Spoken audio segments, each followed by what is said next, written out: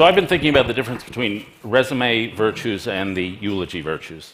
The resume virtues are the ones you put on your resume, which are the skills you bring to the marketplace. The eulogy virtues are the ones that get mentioned in the eulogy, which are deeper. Who are you are in your depth?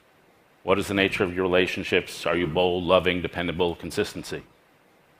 And most of us, including me, would say that the eulogy virtues are the more important of the virtues. But at least in my case, are they the ones that I think about the most? And the answer is no. So I've been thinking about that problem. And a thinker who's helped me think about it is a guy named Joseph Soloveitchik, who was a rabbi who wrote a book called The Lonely Man of Faith in 1965. Soloveitchik said there are two sides of our natures, which he called Adam 1 and Adam 2. Adam 1 is the worldly, ambitious, external side of our nature. He wants to build, create companies, create innovation.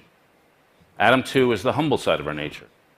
Adam 2, not only to do good, but to be good, to live in a way internally that honors God, creation, and our possibilities. Adam 1 wants to conquer the world. Adam 2 wants to hear a calling and obey the world. Adam 1 savors accomplishment. Adam 2 savors inner consistency and strength. Adam 1 asks how things work. Adam 2 asks why we're here. Adam 1's motto is success. Adam 2's motto is love, redemption, and return. And Soloveitchik argued that these two sides of our nature are at war with each other, where you live in perpetual self-confrontation between the external success and the internal value. And the tricky thing I'd say about these two sides of our nature is they work by different logics. The external logic is an economic logic. Input leads to output, risk leads to reward. The internal side of our nature is a moral logic and often an inverse logic. You have to give to receive. You have to surrender to something outside yourself to gain strength within yourself. You have to conquer the desire to get what you want. In order to fulfill yourself, you have to forget yourself. In order to find yourself, you have to lose yourself.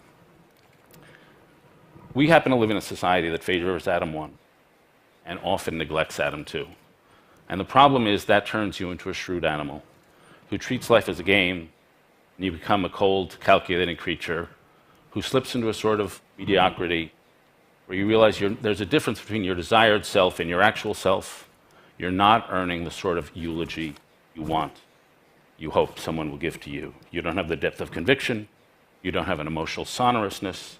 You don't have commitment to tasks that would take more than a lifetime to commit.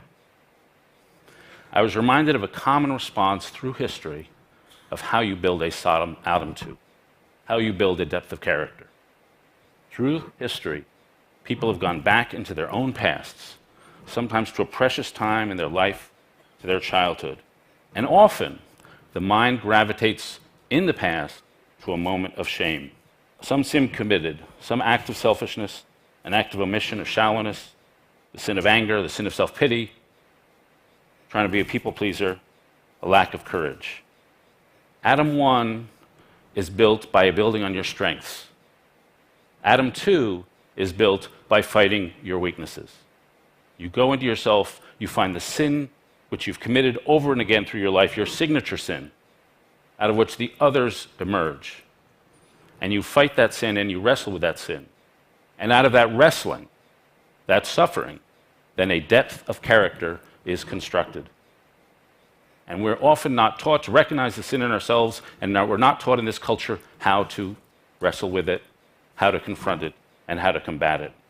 We live in a culture with an Adam 1 mentality where we're inarticulate about Adam 2. Finally, Reinhold Niebuhr summed up the confrontation, the fully lived Adam 1 and Adam 2 life this way. Nothing that is worth doing can be achieved in our lifetime. Therefore, we must be saved by hope. Nothing which is true or beautiful or good makes complete sense in any immediate context of history. Therefore, we must be saved by faith. Nothing we do, however virtuous, can be accomplished alone. Therefore, we must be saved by love. No virtuous act is quite as virtuous from the standpoint of our friend or foe as from our own standpoint. Therefore, we must be saved by that final form of love, which is forgiveness. Thanks.